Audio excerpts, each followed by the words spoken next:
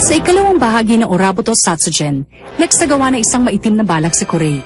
Sinadya niya ang pagbihag sa ilang kasapi ng Hokage upang mapilitang lumabas ang taong nagtaksil sa kanya na si Lorcan Koganei. Nagtagumpay ang kanyang plano. Tumating si Lorcan sa unang laban para sa pangkat ng Hokage. Si Shijun na mula sa pangkat ng Uruha Maboroshi ang hinarap ni Lorcan.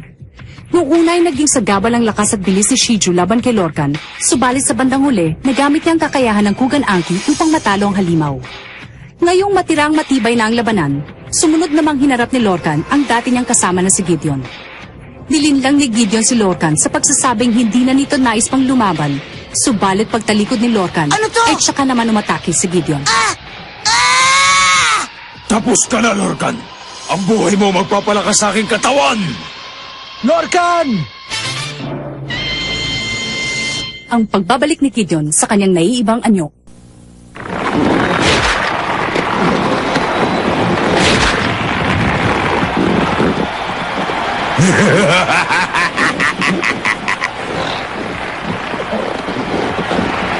Hindi ka panipaniwala.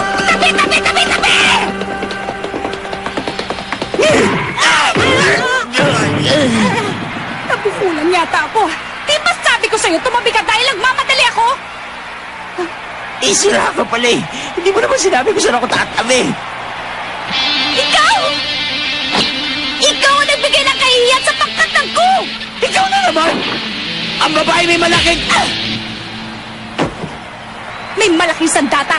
Ira! Max! Kayo ang buong pangkat ng ko, di ba? Oo! Pwede pa malaman kung ano nangyari kay Lorcan? Ha? Oo nga naman.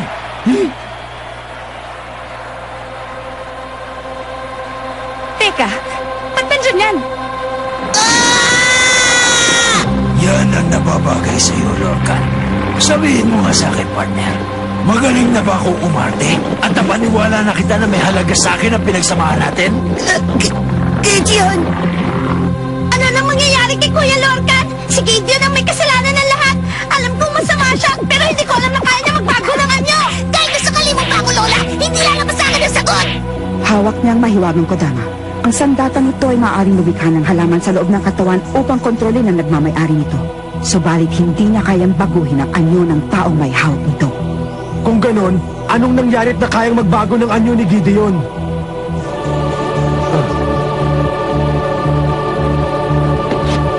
Huwag mong sabihin ikaw ang dahilan.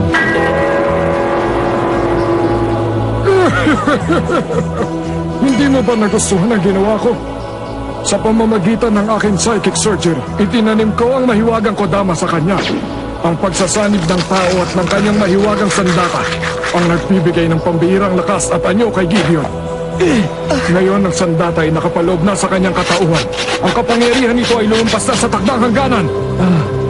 Hindi ninyo ako maiisahan dahil alam ko ang kakayahan ng bawat isa sa inyo, pati na ang mga sandata nyo.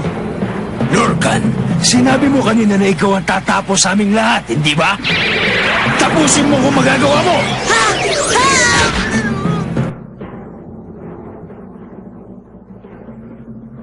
Habang tumatagal ay lalong nagiging madugo ang mga labanang nagaganap.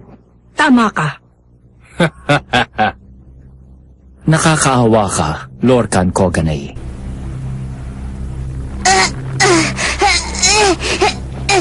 Nagtiwala ako. Kayo nang bahala. Gawin niyo ang tama. Pero hindi ko na kaya. Hindi na rin niya kayang lumaban. Ang nanalo, si Gideon.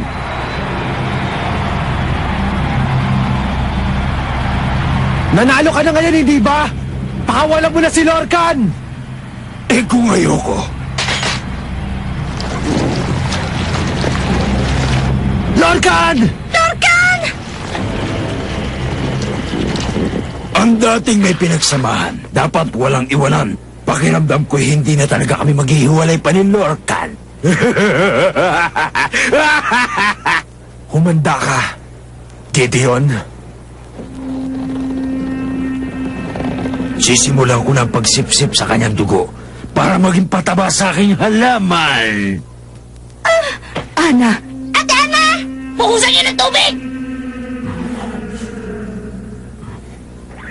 Huwag kang mag-alala, Lorcan. Ako ang magliligtas sa'yo. Sandali lang, Reka! Ako ang magliligtas sa kanya! Nahuli ako ng dating kaya kasalanan ko ang nangyari kay Lorcan. Kasalanan ko rin na nangyari. Hayaan mong akong tumapo sa tuod na yan. Bilang parusa sa inyo, dyan muna kayo sa isang tabet magpahinog. Ikaw pala, Reka Hanabishi. Alam mo, na-miss din kita. Nang makita kong pagmumukha mo, bumalik sa isip ko ang sakit na dulot ng pagkakasunog mo sa akin. Pero ngayon, ikaw naman ang makakaranas ng sakit na yon. Kaya lapit. Ikaw ang bahala.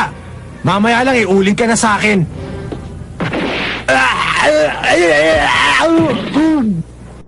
Bakit mo naman ginawa yon? Masyado kang emosyonal. Mabuti pa, umupo ka muna sa tabi nila Ira at magpalamig ng ulo. Anong sabi mo? Oh.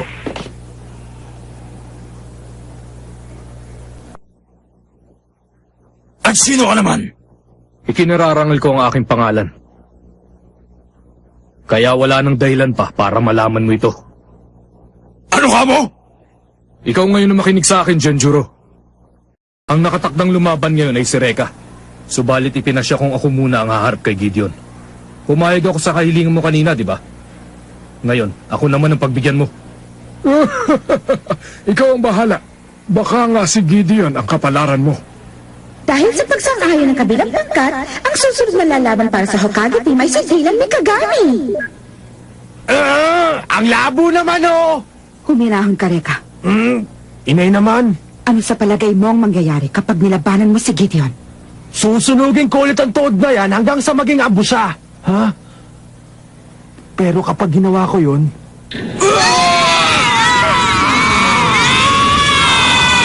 Si Lorcan.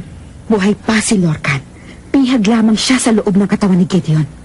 Kapag sinunog mo si Gideon, maaaring kasabay ding matupok si Lorcan. Mas may pag-asa pa tayong mailigtas si Lorcan gamit ang insuri ni Dylan kaysa sa apoy mo, Reka. Alam mo, mayabang ako. Pero hindi mo alam, sa lahat ng ayoko ay yung tao mas mayabang pa sa akin. Si Dylan Mikagami laban kay Gideon Locoren. Simula na! Yeah! Titiisin kita na parang kuto!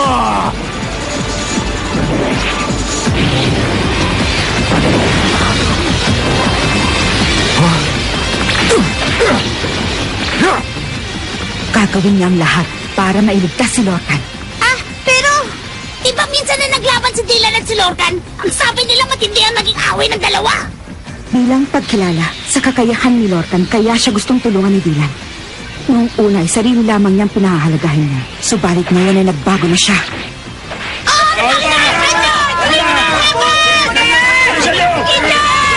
Sabi ng mga fans ko, tapusin na raw kita. Humaba kayo! Ha? Dylan! Pinutulan niya ang sanga pero... Bakit nagkaganon? Huwag ninyong mamalitin ang kanyang kakayahan. Sabi ng mga matatanda, bunutin mo man ang masamang damo, tutubo at tutubo pa rin ito. Ganon din ang kay Gideon. Putulin mo man ito ng ilang beses, babalik at babalik pa rin ito sa dati. Naintindihan mo na ba? Kaya kahit maghapon pa tayo magputulan, kaya ko itong pabain.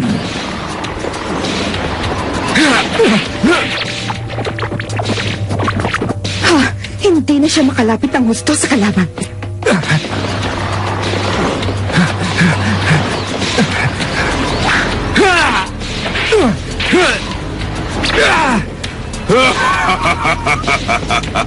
Takbo ko to! Huwag ka lang pauhuli sa akin kaya walang awa kitang tuturugin! Hindi mo ba alam na nag-aksaya ka lang ng panahon? Ha?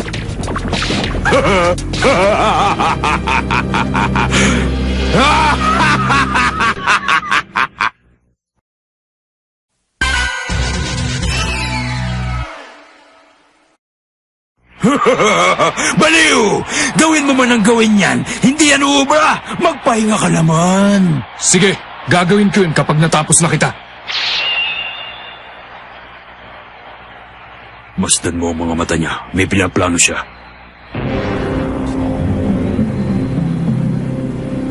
Kahit ano pang maisipan mong gawin, wala ka ng kapag-apag-asang balalo! Sumuko ka na, Dylan! Pag nagpatuloy ka pa, mauubusan ka lang ng lakas!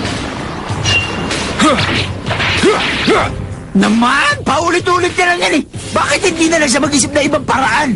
Nagkakamali ka. Pagmasdan mo siyang mabuti. Anong problema, Dylan?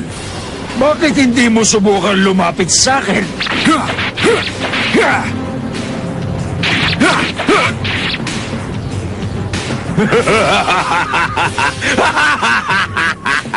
Humaba kayo! Ha? Humaba kayo! Haba! Ano nangyari? Humaba kayo! Sumunod kayo sa akin! Ano to? Nagyelo? Anong nangyari kay Gideon? Bakit ko nalaman? Pinutol ni Dylan ang kanyang mga sanga. Kasabay nito, binalutan ng yelo. Magaling talaga si Ginoong Dylan. Pero hindi ko inaasahan na ganun siya kagaling. Yan ang Human Ken. Absolute zero. Sa ilalim ng matinding lamig, hindi maaaring tumubo ang halaman. At nang pinutol ng aking Ensui ang iyong mga sanga, hindi na ito muling tutubo pa. Ang Ensui ay espadang gamit ang kapangyarihan ng tubig. Kaya naman, kayang-kaya nitong gamitin ang lahat ng katangiang taglay ng tubig. At para magawa ang bagay na yon, kailangang mataas na ang antas ng kakayahan ng nagmamay-ari ng Ensui. Tanging si Dylan na tagapagmana ni Miguri Kyosa ng kanyang Human Ken ang makagagawa nito. Hindi mo ako masisintak. May mga ugat pa ako natitira na maaari kong patubuhin muli. Tingnan natin ngayon kung kaya mo rin silang patigasin para gawing yelo. Siya nga pala. Total, ayaw mo rin lang tumigil sa pag-atake. Gagamitin ko lahat ng kapangyarihang taglay ko. Hulaan mo. Saan ako ngayon kumukuha ng lakas? Hindi pwede yun. Kay Lorcan, kanino pa ba? Napakasamaan niyang talaga. Pag pinatagal mo pa, ibabalik ko sa iyo si Lorcan na parang lantang gulay. Duwag ka talaga! Hindi mo ba kayang lumaban na nag-iisa? Tumahimik ka! Sinusunod ko lang naman ang sinabi ng isang miyembro ng ko para manalo! At sino naman ang nagsabi sa iyo ng ganon? Ha?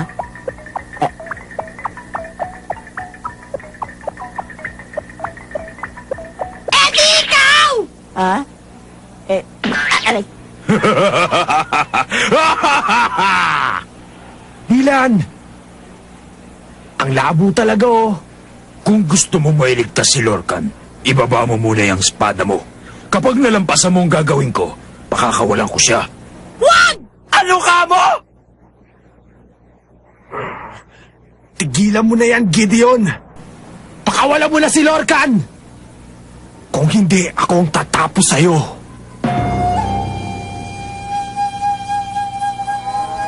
Huwag ka nang humirit, pare ka. Dahil hawak ko na ngayon ang alas. Gagawin mo bang sinabi ko o tatayo ka lang dyan?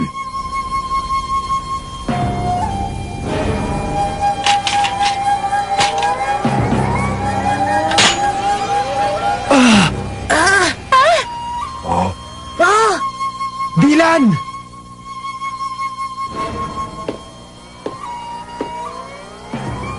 Ganyan nga, bata.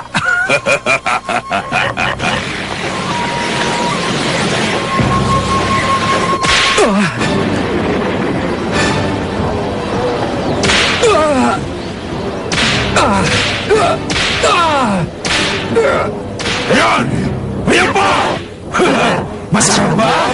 Sige! Itiniya niya ang kanyang buhay, mailigtas lang si Lorcan. Hindi. Matigas lang ang ulo niya. Alam kong hindi gano'n ang ugali niya.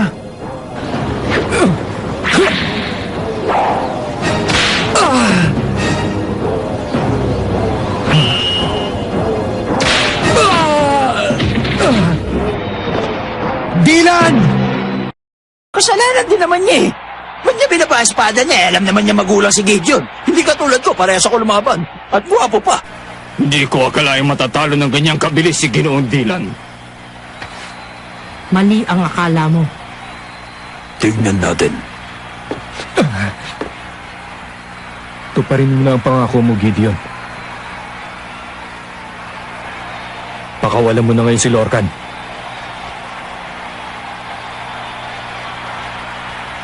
Ha? Ano bang sinasabi mo? Saan at kailan ako nangako sa'yo? Dylan, huwag mo akong pagbintangan ng ganyan! Asar na talaga ako sa toad na yan! Lagot ka ngayon! Humanda ka! Aray! Ano problema ni Reka? Nung hinawakan ko yung sahig, sobrang lamig! Excuse me lang ho, meron pa kayong jacket? Nalalamig lang kasi ako ng husto eh. Jacket daw! Hangal. Ngayon, ako naman ang tatapos sa'yo. Bilib din naman ako sa tapang ng apog mo. Ano nangyayari? Hindi ko may galaw ang aking mga sanga. Oh, hindi. Kaya naman pala, Nagyayelo ang buong katawan!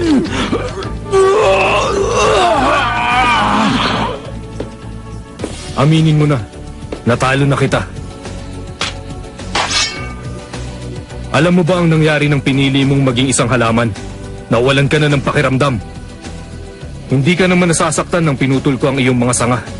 Kaya hindi mo rin nararamdaman na lumalamig na ang iyong katawan. may tissue ka ba dyan? Sa simula pa lamang pala ay hindi isinuko ni Dylan ang kanyang ensui. Nang itusok niya ang ensui sa sahig, nagawa niyang palamigin ang temperatura nito hanggang sa maging yelo at kasama rin naging yelo ang katawan ni Gideon kaya hindi na siya nakagalaw. Baka nakakalimutan mo din. Nasa loob pa ng katawan ko si Lorcan. Kapag ginamit mo ang isuwi sa akin, baka pati siya madamay. Alam ko ang ginagawa ko. Akala mo ba hindi ko alam kung nasan siya? Si Lorcan ay nandito! Ang krus na kwintas! Kay Lorcan yun ah!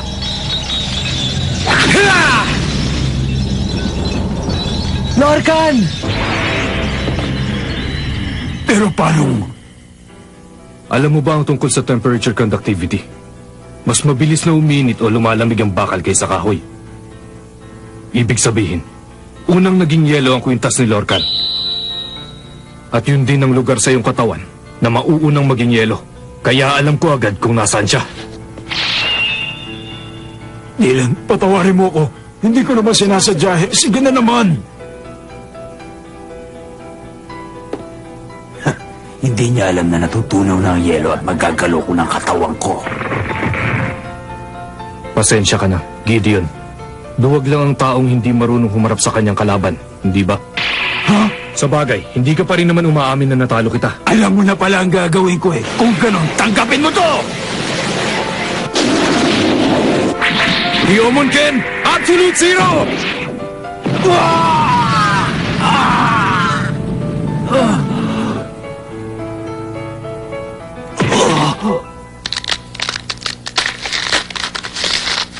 Ang nanalo si Dylan!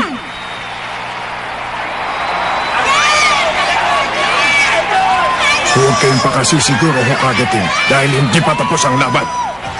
Ate Ana, gumising ka na! Naligtas na ni Kuya Dylan si Lorcan! Si Lorcan? Talaga bang ligtas na ngayon si Lorcan? Nanghihina pa siya dahil ninakawan siya ng lakas ni Gideon.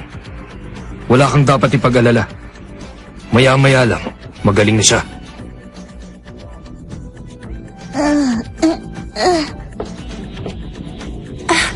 Salamat sa Diyos, Lorcan. Nakabalik na ako. Ang kapangyarihan ng Hokage ay talagang tunay. Nangyari lamang na umakyat na dito ang susunod na madirigma.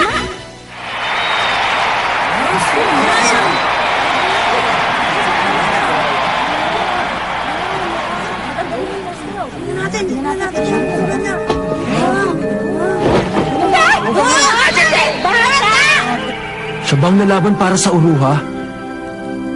Napakaganda niya. Pagkatapos patalo ni Gideon, ang sumunod na kalaban ng Hokage ay si Lina. Isang batang babae na may maamong muka. Subalit walang nakakaalam kung anong klaseng kapangyarihan ng taglay ni Lina.